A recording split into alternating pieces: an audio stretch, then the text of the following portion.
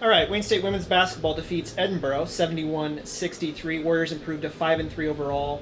Edinboro now 8-2. Coach Carrie Lohr joins me, as well as senior forward Shea Tripp. Coach, that's a good team coming in. They'd only lost once. They hadn't lost on the road. They were 3-0 away from home. Just some thoughts from today's win over the Fighting Scots. I just think it was a really big win for us and for our program. They are a really good team. They've got a great backcourt, and they certainly complement it with their interior game. So, I mean, that's a really good team, and I anticipate that they're going to have a really strong season. We needed this one after coming off of a loss last week, a LEAC loss. We were hungry for it, although we didn't show that early in the first quarter. We showed great resiliency, and really collectively it was really a team win for us. Yeah, Coach, they came out hot. As you mentioned, in the first quarter, outscored 27-17. They shoot nearly 50%, make 3 triples. What was the adjustment? I know there was a defensive switch, but was there anything else that went into that? You know, I do think for Edinboro, they went a majority of the second quarter without their leading scorer, and I believe that just forced other people to handle the ball, forced other people to take shots, and I do think that got them out of rhythm a little bit, and that's certainly not a discredit to anyone on their team. I just think when your leading scorer's on the bench for a majority of the second quarter, you're asking players to do other things. I think that was an advantage for us. But certainly when she came out in the second half, and also Haley Sims, they were really unbelievable in the second half and played really well. Yeah, that second quarter, Edinboro doesn't make a single field goal. Okay, they go 0 of 8 from the field, and then if you combine that with their fourth, in the second and fourth quarters combined, Edinboro was 5 of 27. Kind of your game right there. So your defense in the second and fourth periods really ramped it up. But yeah, they didn't have their top scorer, and then your bench came up big. I want to highlight the bench a little bit. You outscored their bench 19-7. Big part of that was Annabelle Aralt. She had 9 points. I think is a season high for her. What did you see from Annabelle? I know you guys want her to shoot it. You got to get Hunter to shoot it. What did you see from number 40?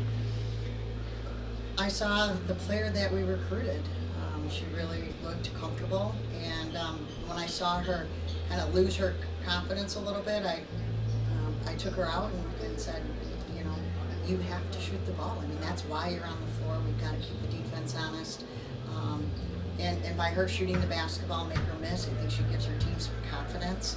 And I think everyone expects it to go in. So today was really a great breakout game for her. She has, had some peaks and valleys, going through her freshman year and even early this year. And I really think she's coming into her own, and I'm really excited about, having her on the floor. Yeah, played nearly 30 minutes and had the best plus minus of anybody that played tonight at plus 14. Taylor Thompson, her fewest minutes played this year. She fouls out pretty early in the game. Obviously, very important player. She's one of your starters, 2-time Defensive Player of the Week in the GLIAC. What was the adjustment when she came out, and what did you guys do to not replace her, but kind of stem the tide there? It just really became. It wasn't like a replacement. We just made a shift. Went with Annabelle. Maybe wouldn't say smaller, so to speak, but moved Gabby and Shea to the 4-5. Put Annabelle out on the wing. And then also I thought Lexi came in and it gave us some solid minutes. I think, every day she continues to get better and improve. Her best basketball, I think, still is ahead of her. So Lexi, I anticipate as a contributor. So as our bench continues to grow and get stronger, certainly we get better and we get stronger. And today was a good example of, when your numbers call, be ready, and I'm really proud of Annabelle. Yeah, Shea, your fourth double-double of the year, 13 points, 10 boards, also 5 steals, also 4 assists, but also played all 40 minutes. Do you remember playing every minute of a game ever before in your career? I don't think so. No? I don't think so. We were talking off camera. Does it feel like you played that money? And does it? I mean, in game you're not thinking about how much you're playing, right? But yeah. Does it occur to you at all how much you're playing? Sometimes my feet hurt a little bit. Yeah. But that's pretty much it. Just my feet. So at halftime, I'll go back to the end of the first quarter. I asked Coach about how they came out hot, right? Mm-hmm. What was the mentality like maybe in the huddle and amongst the teammates? How are you guys feeling after that first quarter? Mm-hmm. I think just something we've talked about this year is there's going to be runs, we're going to get punched, but how do we respond to that?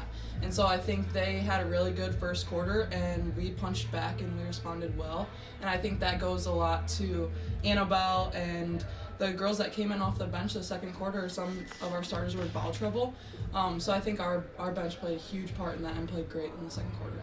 Yeah, so Annabelle had the 9 off the bench, but you had 19 total points off the bench. Mm-hmm. And I asked Coach about Taylor, but as a player, what is it like when you lose someone like that, someone that important? We know how important Taylor is, but it's probably just step up, next person up, and try and do the best you can, right? Yeah, definitely. Taylor and I have kind of a rivalry going with the rebounds, so I just know that when she's not on the floor, there are rebounds to get. So I think that's just a mentality switch for me to get those boards that she usually gets and to just embrace other people that are in the post as well.